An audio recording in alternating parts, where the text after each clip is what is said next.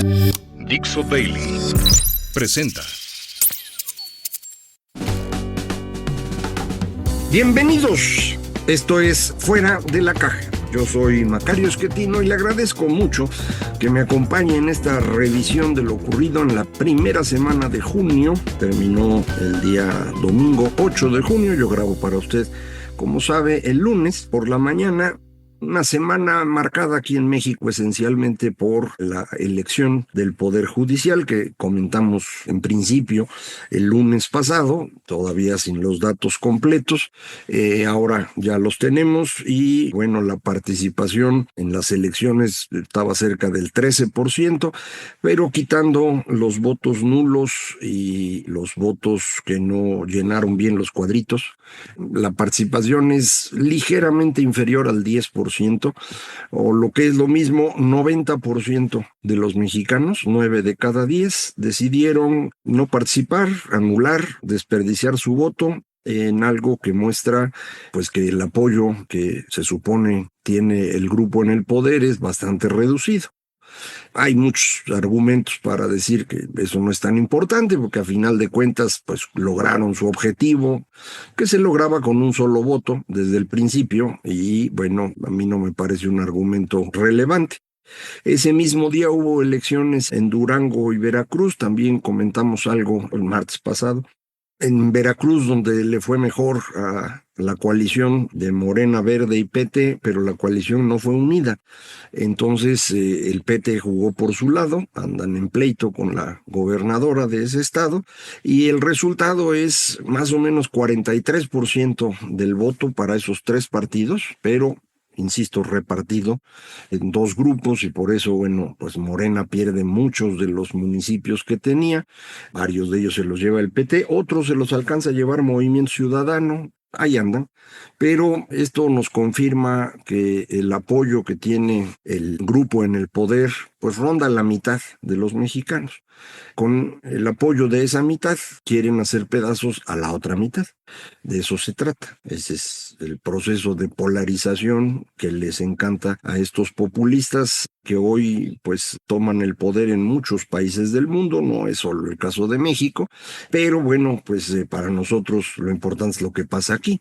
En esta elección, la respuesta de la señora Sheinbaum fue el lunes defender su elección, que era maravillosa, con la participación de 13% según ella, pero le digo, en realidad es del 10%.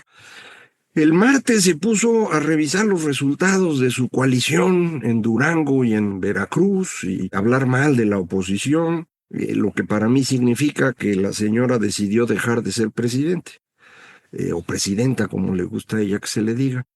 Está dedicada a ser, pues, ya uno diría el líder del partido en el poder, porque no parece serlo, pero sí un respaldo relevante de ese grupo político, que insisto, pues tiene las mayorías en las cámaras y tiene todo el poder en sus manos, ya destruyó al Poder Judicial y puso ahí a su gente, porque milagrosamente los que ganaron fueron exactamente los que ellos querían.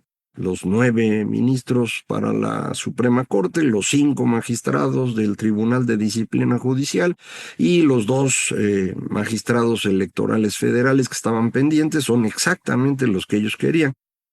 Esto es resultado del voto inducido, por lo tanto de una elección ilegal, igual de ilegal que las mayorías calificadas que tienen. Esto es un golpe de Estado. Es un golpe de Estado que se fue construyendo en el transcurso, pues prácticamente de 3 años, desde que pierden en 2021 la elección intermedia, que pudo haber tenido mayoría la oposición si Movimiento Ciudadano hubiese actuado pues con un poco más de, no sé si decir inteligencia, voluntad cívica, no sé qué apelativo utilizar, pero desde entonces mi opinión es que Movimiento Ciudadano actúa más como esquirol del grupo en el poder que como un partido de oposición. No he cambiado de opinión al respecto, a pesar de que hay ahí, sobre todo jóvenes que creo que son valiosos, pero pues eso es lo que tenemos, ¿no? Si hubieran estado en la coalición de oposición, la oposición hubiera tenido mayoría en el segundo trienio de López Obrador y esto hubiera impedido muchísimo de lo que después ocurrió, y no fue así. Desde entonces, le digo, el señor López se concentró en ganar 2024, para lo cual organizó él personalmente los ejércitos electorales de los siervos de la nación, apoyados por Jóvenes Construyendo el Futuro, repartió dinero en cantidades crecientes, al extremo de llevarnos a un déficit fiscal del orden del 6% del PIB durante 2024, que hoy no se puede corregir y que está complicando muchísimo la operación diaria del gobierno.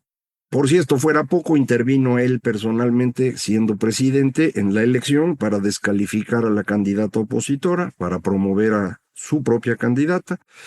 Aparecieron, recuerda usted, miles de espectaculares en todo el país promoviendo a la señora Sheinbaum antes de tiempo, de forma ilegal. Se usaron recursos públicos para su campaña y ganó. Y después de que ganó, vino esta asignación de supermayorías, que también es ilegal. Entonces, es un proceso, insisto, ilegal, un golpe de Estado, que se lo dan ellos mismos para quedarse con todo el poder y para destruir todos los contrapesos. Ya acabaron de destruirlos, y estamos ya en un régimen autoritario. Hay quien piensa que todavía no, porque estrictamente hablando, pues no han acabado con la libertad de expresión. Pues ahí van, ¿no? Cuando menos lo están intentando, y pues ya tenemos al menos un par de colegas periodistas perseguidos por ya sea una funcionaria de Tamaulipas, en el caso de Héctor de Mauleón, o un funcionario aquí en la Ciudad de México que persigue a Lourdes Mendoza, y así vamos a tener, ¿no? Esto es lo que vamos a estar viviendo, porque estamos en un régimen autoritario. Bueno, este régimen autoritario, encabezado por la señora Sheinbaum, a la cual pues ya no me voy a poder referir como presidenta, porque pues ella misma esta semana, insisto, decidió no serlo y convertirse en porrista de su partido. Ella también estos días estuvo pues reclamando que en Estados Unidos se quisiera imponer un arancel o un impuesto, para ser más claro, en las remesas. Y pues lo dijo de manera, pues así, de movilización, de lo que ella sabe hacer de sus tiempos de estudiante. Y desafortunadamente eso pues le puede servir mucho al señor Trump, que está tratando de desestabilizar a Estados Unidos, con el mismo objetivo de los de aquí: quedarse con todo el poder, hacer un golpe de Estado para no compartir con nadie y no tener contrapesos. Y su estrategia ha sido utilizar a los miembros de esta agencia que se llama ICE, que es de Inmigración y Aduanas, que pues su trabajo es identificar personas que estén de manera ilegal en Estados Unidos para pues deportarlos. Que suena bien, ¿no? Es cumplir la ley. El asunto es que la manera como están actuando no es legal. Sin identificación, sin uniforme, están deteniendo personas arbitrariamente en la calle. Los que les parecen así prietones, ¿no? Que dice, este puede ser mexicano, hondureño, de donde sea, pues los agarran y se los llevan y los deportan, y ya ha ocurrido que lo hacen con ciudadanos estadounidenses. No solo son ellos, sino que hay también grupos de los seguidores de Trump, estos personajes violentos que ya conocíamos desde su primer gobierno, que se están disfrazando, entre comillas, de ser funcionarios de esta agencia para lo mismo. Y esto ya generó conflictos en muchas ciudades de Estados Unidos. Pero este fin de semana el conflicto en Los Ángeles se hizo muy violento. No puede uno descartar que detrás de este conflicto, además de esta actuación arbitraria e ilegal de parte de la agencia de inmigración y de los grupos que acompañan a Trump, no se puede descartar que además de eso haya también promotores de la violencia del otro lado. Ya sabe usted que abundan estas personas que con la violencia van a resolver los problemas, y pudieran estar pues amplificando el tema, que ya aprovechó el señor Trump para mandar 2,000 elementos de la Guardia Nacional, y había la noticia, no sé si se confirmó, de movilización de Marines, lo cual es un problema mayúsculo. ¿Por qué en Los Ángeles? Pues porque es la ciudad con más mexicanos en el mundo después de la Ciudad de México, porque California está gobernada por los demócratas y es el gran ejemplo para el señor Trump del país que no quiere Trump y que no quieren muchos de los trumpistas. Entonces, pues por eso hay que hacerlo ahí. El gobernador Gavin Newsom ha estado tratando de tranquilizar a todo el mundo. No está fácil, vamos a ver en qué acaba. Pero puede ser utilizado esto por Trump, por un lado, para declarar ley marcial, argumentando que hay una violencia interna en los Estados Unidos. Lo puede hacer probablemente para el estado de California solito, lo puede hacer para todos lados, yo no sé. Pero también lo puede utilizar para pegarnos a nosotros. El discurso de la señora Sheinbaum con respecto a las movilizaciones para detener el impuesto a las remesas, pues está siendo utilizado allá para inflamar a la gente en contra de México. No es que lo necesiten mucho, pero pues lo están haciendo también. Y esto pues le complica las cosas a la señora. En esta semana nos va a visitar el señor que estuvo aquí como embajador hace un tiempo, que le encantaban las memelitas y de ir a las fiestas y cosas de estas. Regresa ahora como subsecretario de Estado para preparar la visita posterior de Marco Rubio. Y ya finalmente Sheinbaum aceptó que tiene que ir a la reunión del G7 que ocurre la semana próxima, creo que a partir del lunes, en Canadá. La había invitado el primer ministro canadiense y pues se andaba haciendo del rogar la señora Sheinbaum. Yo creo que es un viaje obligado, hay que estar. Durante muchos años no estuvo México gracias a que el viejito pues le tenía miedo a salir de aquí y a hablar con otras personas en idiomas que él no domina, y entonces pues nos aislamos. Y ese aislamiento nos ha costado mucho en términos de negociación internacional. Entonces hay que recuperarlo y es una muy buena oportunidad que yo creo que había que aprovechar. Afortunadamente así va a ser. Ahí se va a encontrar con el señor Trump. Es mejor encontrárselo en público que en privado. Ya ve usted que cuando alguien va a la Casa Blanca, ahí lo humillan, entonces no hay que ir. Pero ahorita sí lo puede ver allá en Canadá y pues entre varios hay que controlen al demente naranja. Por cierto, en esta semana se dio un enfrentamiento al interior del gobierno estadounidense entre el señor Trump y el otro demente que estaba ahí, que era el señor Elon Musk.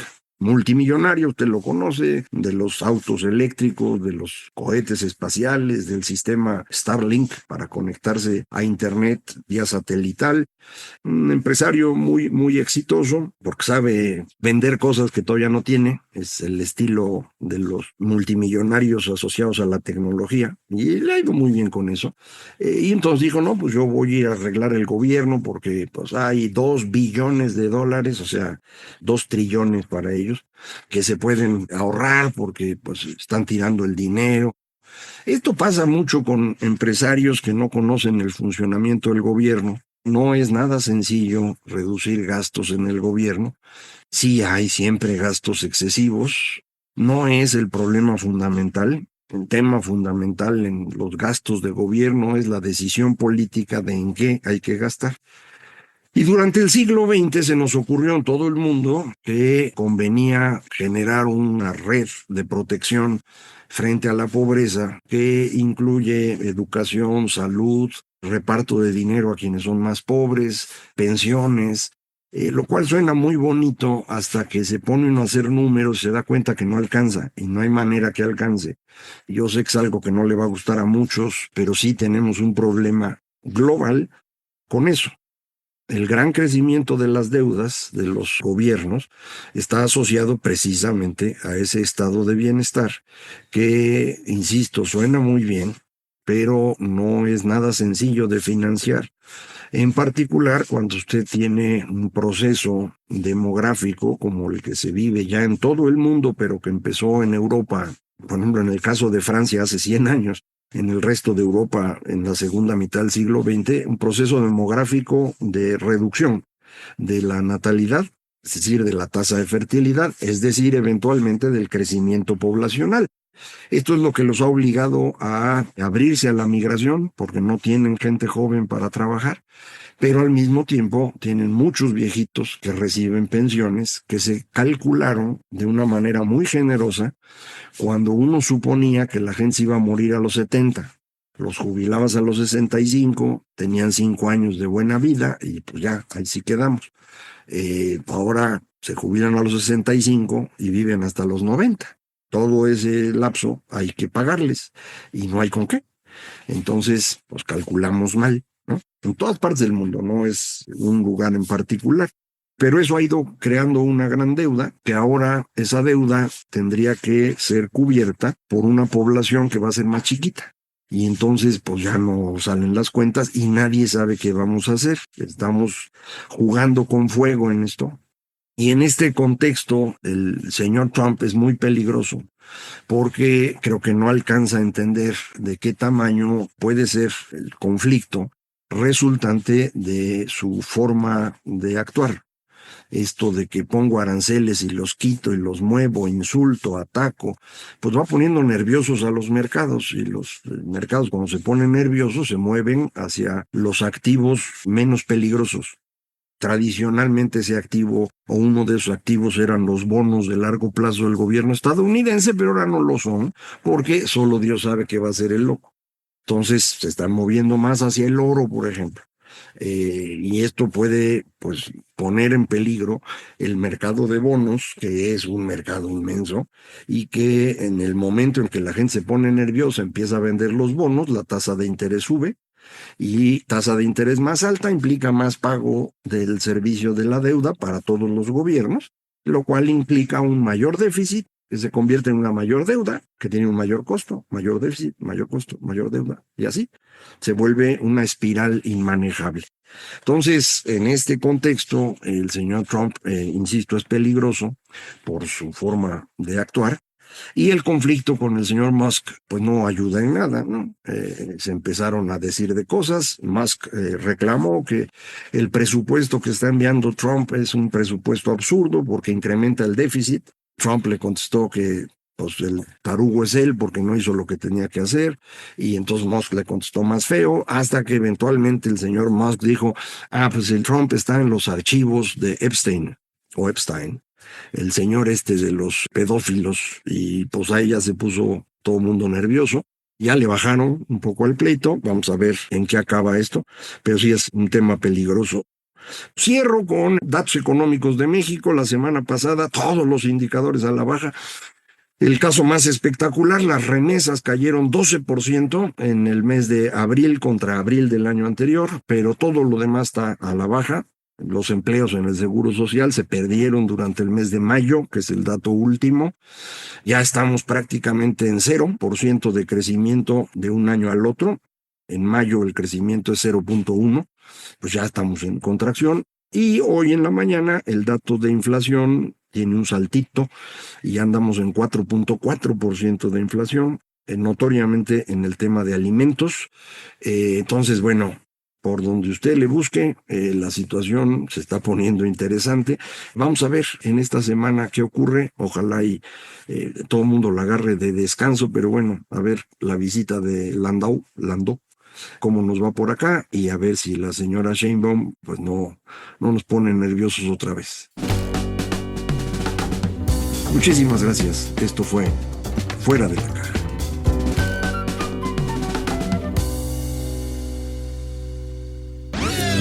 Una producción de Dixo.